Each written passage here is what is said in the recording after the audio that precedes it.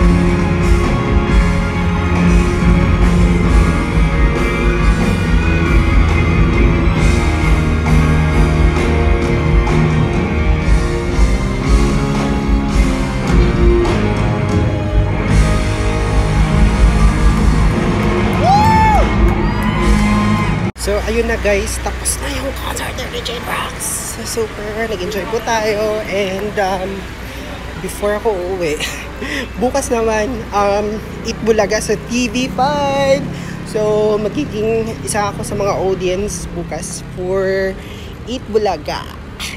Yay! So, I'm so happy, I'm so blessed. Very, very grateful. And that's it for my vlog about the Regine Rocks The Repeat concert. And tomorrow, Eat Bulaga, April 20. Bye! And thank you so much for watching. Ingat!